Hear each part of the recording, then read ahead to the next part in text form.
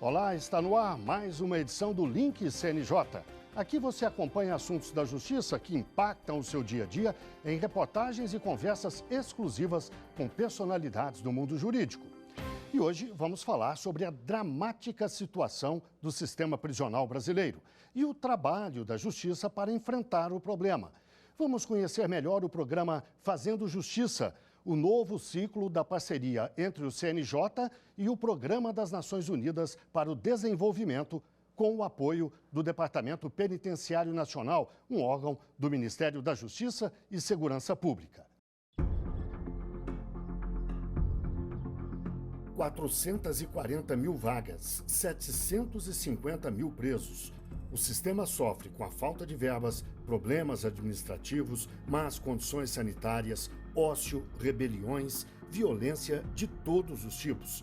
É o que o Supremo Tribunal Federal classificou há 6 anos como estado de coisas inconstitucional. Não tem como a gente dizer que essa situação foi superada, né? A gente continua tendo esse problema, né? Mas de 2015 para cá a gente já tomou alguns passos aí para combater essa realidade. Tivemos algumas decisões judiciais importantes, para citar uma mais recente, o STJ recentemente, baseado em tratados internacionais, reconheceu que a pena cumprida em situações degradantes deve ser contada em dobro, né? Então esse é o tipo de decisão que ajuda, né, a gente a melhorar esse cenário.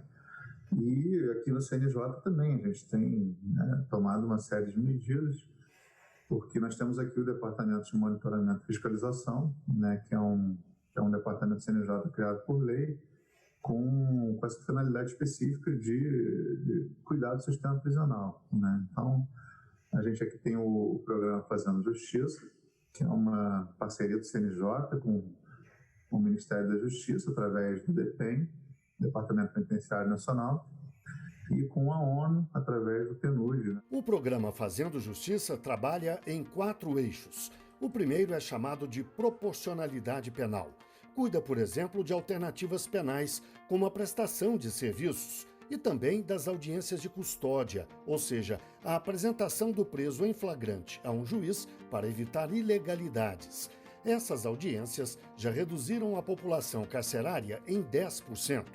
O segundo eixo é a cidadania, que presta atenção especial, por exemplo, a presos com algum tipo de sofrimento mental.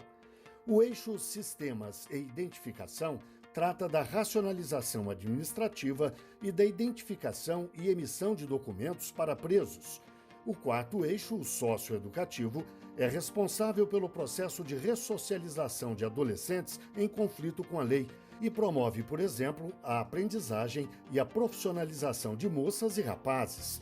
No caso dos adultos, a saída do sistema em vários pontos do país é planejada. Já vai ser encaminhado para o escritório social, onde ele vai poder ter também orientação jurídica, de assistência social, ele vai ter cursos profissionalizantes, ele vai ter orientação para o mercado de trabalho, enfim, serviços que já existem, né? Serviços públicos que já existem, mas que muitas vezes eram inacessíveis a esses egressos.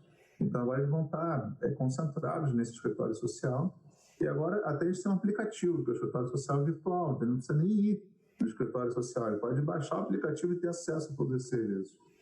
Então isso qualifica também a saída do preso, e com isso a gente reduz a reincidência, né? Porque a gente vai ter presos que vão conseguir retornar para suas famílias, vão conseguir trabalhar, vão se reinserir na sociedade, vão voltar a estudar, enfim, tudo isso. Todas essas iniciativas estão alinhadas aos Objetivos de Desenvolvimento Sustentável das Nações Unidas e, na hora de serem aplicadas, são customizadas, ou seja, adaptadas à realidade de cada uma das 27 unidades da Federação.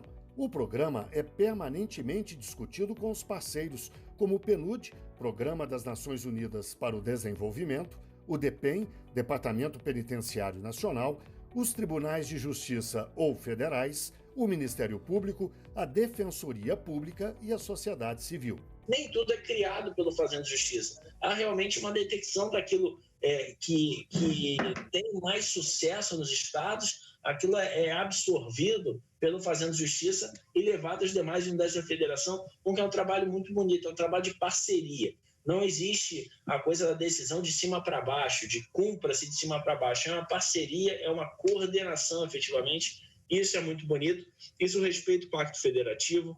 Isso demonstra que todos nós estamos inseridos no problema, imbuídos pela sua solução, ainda que seja bastante longa, né? Esse é um processo até levar essa solução. E vamos aprofundar o assunto? Eu converso agora, online, com Valdirene Dalfenbar, coordenadora-geral do programa Fazendo Justiça, e também com Antônio Mariz, membro da Comissão de Defesa dos Direitos Humanos, Dom Paulo Evaristo Arnes. Muito obrigado aos dois pela presença aqui no Link CNJ. Eu começo com uma pergunta para a doutora Valdirene. Qual é a real dimensão do problema do sistema prisional brasileiro, doutora Valdirene? Olá, obrigada pela oportunidade dessa conversa. Nós viemos de 2 séculos, né, de um conjunto de deficiências nessa política pública, desde o fato dela não ser estruturada do ponto de vista do governo federal, estadual, municipal, em uma agenda interfederativa e um orçamento e uma carreira previamente organizados para a aplicação dessa finalidade. Isso tem consequências.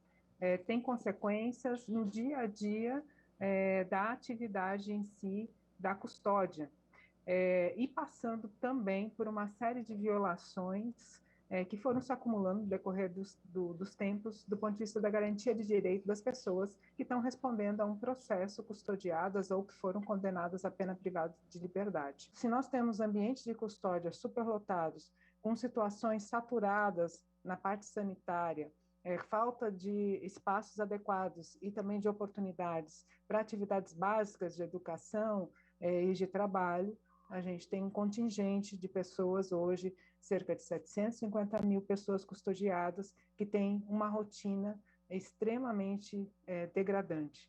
Então, muito ainda temos por fazer, muito fizemos, mas ainda é insuficiente para mudar a realidade e o cotidiano de cada uma dessas pessoas.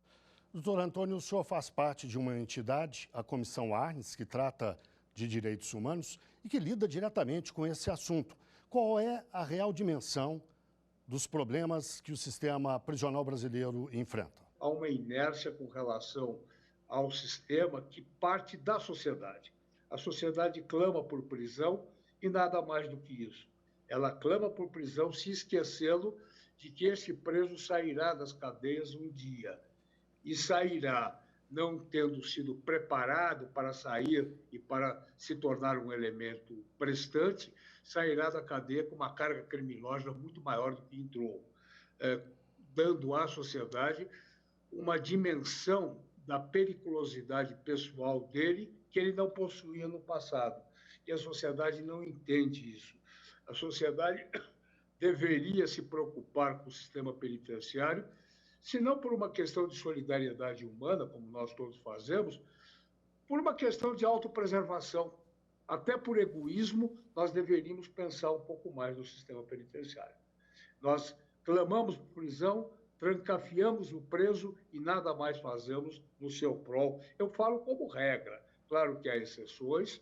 Eu mesmo fui presidente do Conselho Nacional de Política Criminal e Penitenciária, sei dos esforços desenvolvidos pelo Conselho, pelo DPEI, sei dos esforços desenvolvidos pelo Conselho Nacional de Justiça, que em gestões passadas teve uma operosidade muito grande em relação ao sistema, mas eu me refiro à sociedade como um todo.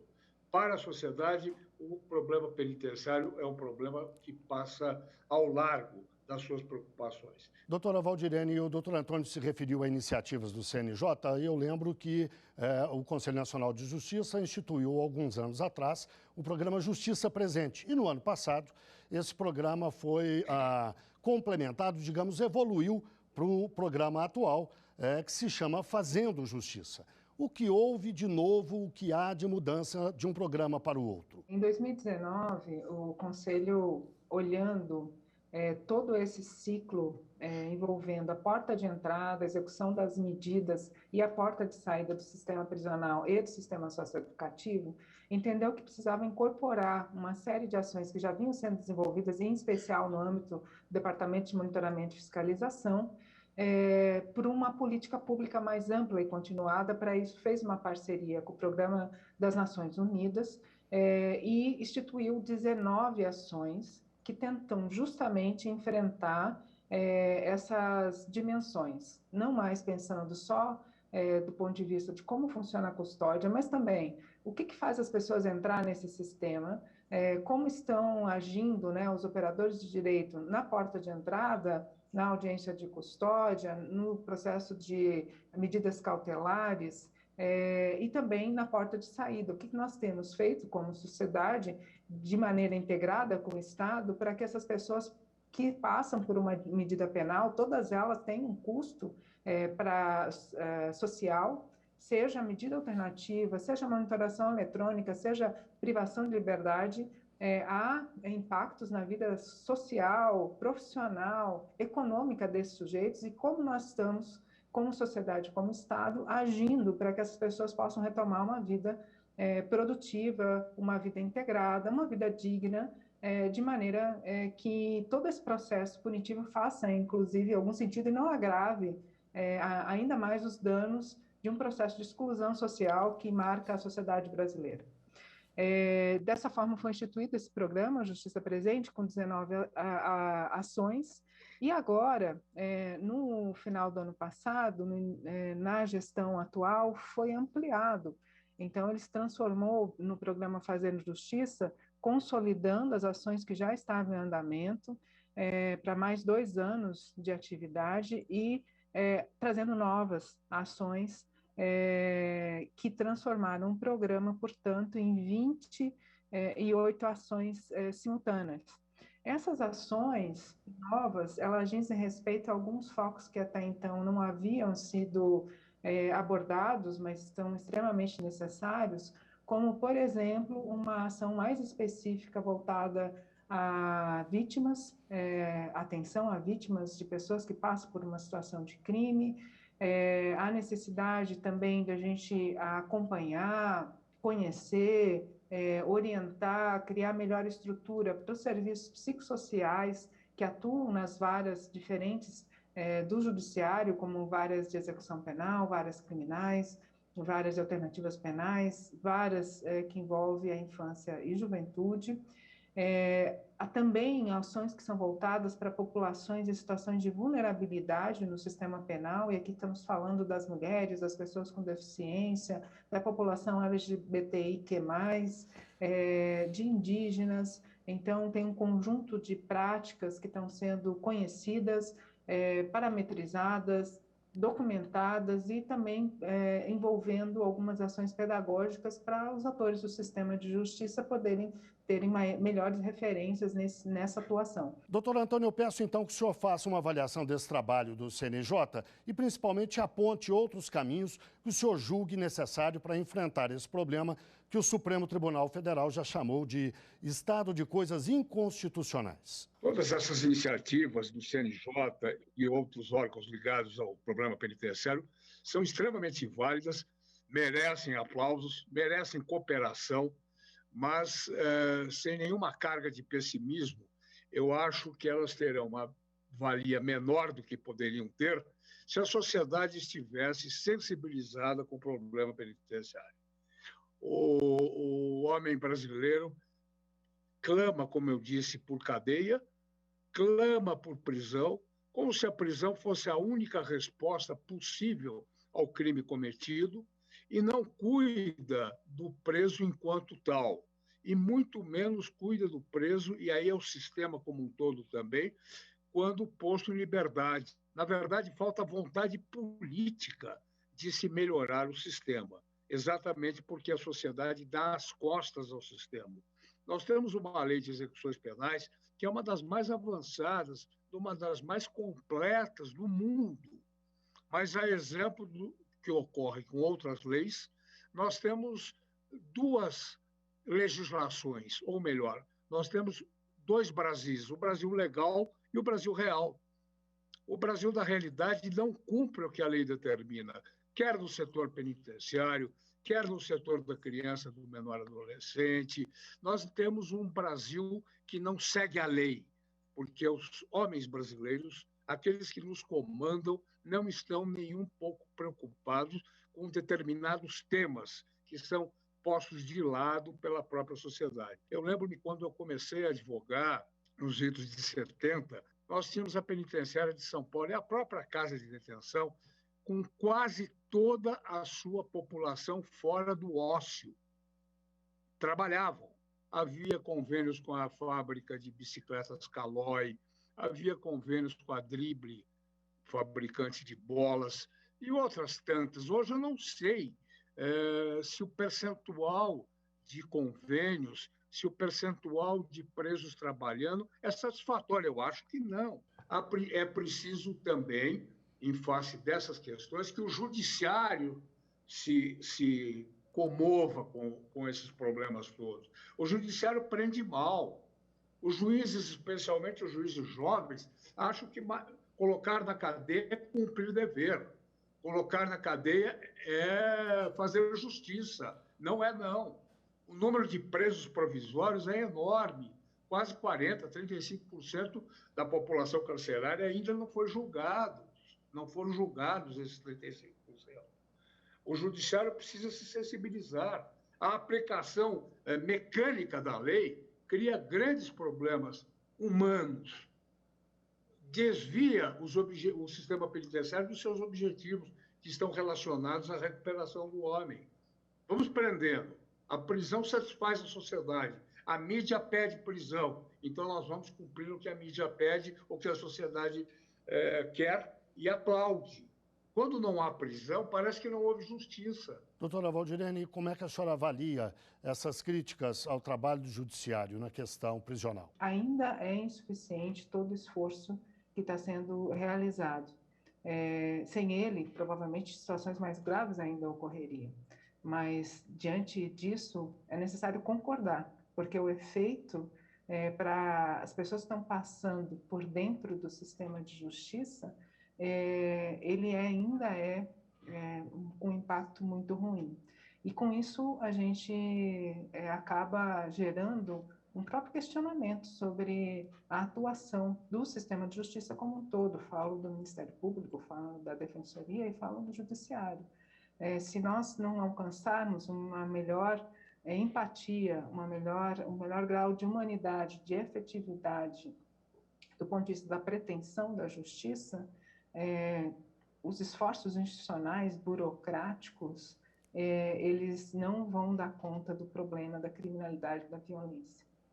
Então, há respostas, sim, que podem e darão resultado, como essas que já mencionei, que têm a ver com programas integrados com os diversos poderes, com sistemas de informação que ajudam os juízes a reconhecer pessoas que estão em época já de progressão de pena, fazendo com que elas não passem mais tempo dentro de uma unidade prisional do que é devido a partir do processo, qualificando essas equipes psicossociais que estão nas audiências de custódia, para que também os juízes tenham mais informações para poder melhor definir a necessidade e a legalidade das prisões no ambiente da audiência de custódia, para que os juízes da execução, por exemplo, tenham parâmetros melhores definidos, instrumentos melhores configurados para que possam fazer a correção no ambiente prisional, estando presente no cotidiano,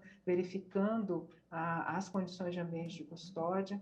Então, essas iniciativas estão em curso e darão resultado diminuindo esses impactos negativos à porta de entrada, da execução, do cotidiano, das violações, fazendo com que elas de fato sejam apuradas, que elas não sejam normalizadas. Não é normal que alguém passe fome dentro do ambiente de custódia do Estado, não tenha assistência à saúde, que seja relegado a uma situação de isolamento total, sem nenhum tipo de contato com a sociedade, com sua família. Isso não é normal. Então, o judiciário se posiciona com isso e, através dessas ferramentas de aproximação tecnológicas e também de melhor qualificação, a gente espera que essas respostas sejam mais rápidas. A mesma coisa, vou tratar das medidas alternativas. Precisamos ter parâmetros melhores também para a aplicação dessas medidas, conhecendo a realidade de cada uma das pessoas acusadas. No caso da monitoração eletrônica, é importante reconhecer os impactos desse tipo de vigilância frente a pessoas, por exemplo, com transtorno mental, a mulheres que precisam cuidar das suas crianças, levando elas para as escolas e fazendo outros afazeres domésticos, reconhecendo a aplicação de cada medida proporcional ao crime que está sendo acusado ou pelo qual pena que está sendo imputada, e as características desse indivíduo. Então, um judiciário que consegue olhar essas pessoas com suas peculiaridades e dosar melhor a sua medida penal, essa medida penal é um judiciário mais eficiente. E é para isso que nós estamos trabalhando também nesse momento que o CNJ e o Programa Fazendo Justiça empreendem seus esforços. Eu agradeço mais uma vez a participação de Valdirene Dalfenbar, coordenadora-geral do Programa Fazendo Justiça, e também do advogado Antônio Maris, membro da Comissão de Defesa dos Direitos Humanos, Dom Paulo Evaristo Arnes. Agora o link CNJ da Notícias da Justiça com um giro pelos estados e pelos tribunais do país. O Tribunal de Justiça de Alagoas quer estender o projeto Liberdade para todo o sistema prisional do estado. O objetivo é estimular a leitura como forma de reeducar e de viabilizar a remissão de penas. Uma resolução do CNJ publicada neste mês permite 4 dias de remissão para cada livro lido. Clemerson é um dos presos que se beneficiam do projeto. O homem, ele é produto do meio. Porém, o mesmo homem é capaz de gerir recursos para reproduzir, reconstruir esse meio. A emissão gratuita de documentos civis aos egressos do sistema carcerário mobiliza 120 instituições em todo o país. A iniciativa foi viabilizada por pactos assinados pelo CNJ e 26 unidades da federação. O objetivo é oferecer dignidade e cidadania na vida fora do cárcere. 400 mil alvarás de soltura são emitidos no Brasil todos os anos e a maioria das pessoas que saem não tem documentos. O CNJ decidiu recomendar que as varas da infância e da juventude padronizem as audiências concentradas socioeducativas. A medida facilita o acompanhamento processual de jovens que cumprem medidas de internação ou de semi-liberdade. As audiências deverão ser feitas a cada 3 meses, com a participação do Ministério Público, da Defesa Técnica, do adolescente, dos pais ou responsáveis, além do magistrado. É hora do CNJ nas redes. Vamos ver alguma das postagens mais marcantes da semana nas redes sociais do CNJ. Olá! Na última semana, o CNJ trouxe um debate muito interessante para as redes sociais, a Justiça Restaurativa. E a publicação foi um sucesso. Mas você sabe o que é? A Justiça Restaurativa é um método de solução de conflitos voltado para uma cultura de paz. Ela preza pela criatividade e pela sensibilidade na escuta das vítimas e dos ofensores. Isso é feito por meio de um conjunto de princípios, técnicas e atividades baseadas na aproximação entre vítima, agressor e a comunidade direta ou indiretamente atingida pelo conflito. Acesse nossas redes sociais e entenda mais sobre esse método. E por lá vocês também vão encontrar publicações sobre a abertura das inscrições de 2 importantes premiações promovidas pelo CNJ. O Prêmio Prioridade Absoluta, que é voltado para a promoção de projetos que defendam os direitos das crianças, adolescentes e jovens. E o Prêmio CNJ Juíza Viviane Vieira do Amaral, de proteção às mulheres vítimas de violência doméstica e familiar. As inscrições dos 2 prêmios já estão abertas e todos os detalhes, inclusive o regulamento, vocês já sabem onde encontrar. É só acessar as redes do Conselho. Por fim, quero fazer um convite muito especial. No próximo dia 25 de maio, o Twitter do CNJ vai promover o tuitaço Adotar é Amor. Vamos compartilhar histórias e muita informação sobre a adoção no Brasil. E você também pode participar contando a sua história com a hashtag Adotar é Amor. Por hoje é só e até mais. Vamos ao quadro Uma História, aquele momento em que um juiz ou uma juíza conta um caso que marcou a carreira dele ou dela. Bom, a história que mais me marcou nesses anos de juiz de execução penal foi a história do senhor Raimundo. O senhor Raimundo foi uma pessoa que praticou um crime em uma comarca do interior do meu estado, do Amapá. Ele subtraiu um pouco de café, bolacha e fumo.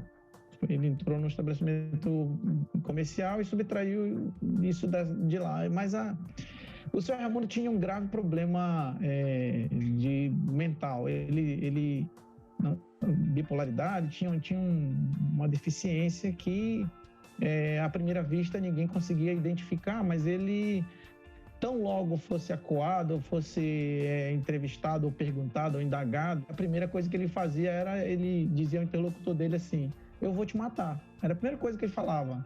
Era uma forma de defesa que ele tinha criado exatamente para não sofrer maus tratos, não apanhar. Ele tinha, na época da prisão, 63 anos, 64 anos. E na audiência a juíza fez a pergunta para ele sobre o caso e ele olhou para a juíza e falou assim: eu vou te matar. Falou para a juíza. E a juíza logo ficou amedrontada, né, porque ele falava com uma convicção, como se fosse a pessoa mais perigosa do mundo. E a promotora de justiça da época também na audiência perguntou: mas como assim o senhor está ameaçando a juíza na audiência? E aí ele olhou para a promotora e falou assim: eu também vou te matar. Então fez a mesma acusação. E as duas não tiveram dúvidas e fizeram a prisão do seu Raimundo. E o seu Raimundo, por conta desse pequeno pacote de café, fumo o outro produto lá que ele havia subtraído, acho que era, eu não me lembro direito, mas parece-me que era aguardente também, tinha uma coisa assim. E assim, ele ficou preso por isso por 5 anos. Ingressou no sistema sem nenhuma documentação, ele não tinha um registro adequado de quem ele era, de onde ele vinha. E nós começamos essa apuração e no final nós identificamos que sim, ele tinha um transtorno. Era um transtorno bipolar, ele sofria disso, ele morava na área rural mesmo desse interior e ele estava, na época do crime, por conta disso, ele nunca tinha matado ninguém, não tinha essa periculosidade toda, ele fez essa ameaça e a minha equipe se debruçou sobre esse caso do senhor Raimundo até o ponto em que a porta do sistema prisional abraçou uma pessoa que não necessitava de uma prisão, mas sim de um outro serviço do Estado, um serviço de saúde, seguramente. E esse caso se tornou emblemático porque, a partir do seu Raimundo, a gente conseguiu construir um ambiente em que as pessoas em privação de liberdade com alguma deficiência mental tenham um atendimento muito mais indicado para a saúde do que propriamente a privação da liberdade em si. Foi o caso dele que nos levou a imaginar um lugar dessa forma, e hoje o senhor Raimundo, depois de nós nos debruçarmos no caso dele, mora em acolhimento numa instituição aqui da capital. Ele, nessa instituição, conheceu pela primeira vez a televisão, é uma das pessoas que mais ajuda nesse ambiente, ele é prestativo, ele limpa, ele conversa, e aos poucos ele desmistificou aquela primeira impressão do relacionamento com as pessoas, de fazer aquela ameaça. Então, isso só foi possível porque nós tivemos um chamado de atenção há mais de 10 anos pelo próprio Departamento de Monitoração e Fiscalização do Sistema Carcerário do CNJ, de tentar encontrar o ponto mais eu posso dizer, primordial de uma sanção penal, que é exatamente recuperar o homem. Bem, chegamos ao fim de mais um Link CNJ. Muito obrigado a você que esteve com a gente até agora e até o próximo programa.